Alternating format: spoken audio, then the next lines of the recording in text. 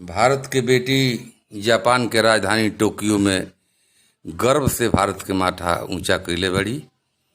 हम अपना सारा देशवासी का ओर से, खास करके माननीय प्रधानमंत्री जी का ओर से, वहाँ का उत्साही मिजाज के आदमी हैं, अपना भोजपुरी का ओर से वो बेटी के चाबसी दिहल जा चाहतनी एगो भोजपुरी कविता का माध्यम से शुभकामना अभिनंदन करतनी वो बेटी के कि चानू तू चमकौलू चानी, चानू चानू तू चमकौलू चानी, अब भइल देश के माथा ऊंचा भारत के रखलू तू पानी, चानू तू चमकौलू चानी।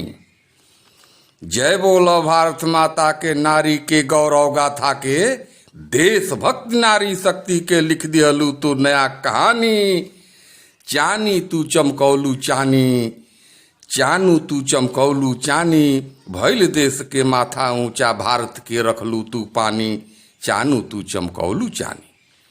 देखी हमरा बेटिन में का विशेषता होला। भारत के बेटिन के शान रखलू तू दुनिया में मान, भारत के बेटिन के शान रखलू तू दुनिया में मान, जागल जोश नया जन जन में पूरा भइल सब कर अरमान। सजी गुण के आगर बेटी हई ज्ञान के सागर बेटी, अर्थी से आसमान ले देखी मीरा नटवर नागर बेटी, ठान ले भारत के बेटी तो सौसे दुनिया लोहा मानी, चानू तू चमकौलू चानी, भइल देश के माथा ऊंचा भारत के रखलू तू पानी, चानू तू चमकौलू चानी। देखिए ये बंद बा भारत का ओर से हम उनकर अभिनंदन करतनी कि बार बार अभिनंदन बेटी, कि बार बार अभिनंदन बेटी। भारत के सब बेटी लोग के, चानू का साथ भारत के सब बेटी लोग के हम अभिनंदन करतनी कि बार बार अभिनंदन बेटी। चरण कमल में बंदन बेटी, टोक्यो में लहरा तिरंगा, चरण दूर तुर चंदन बेटी। ममता के आंचर हो बेटी, बाप के जांगर पांजर बेटी, जननी है जान भी देली 10 देश धर्म के खातिर बेटी।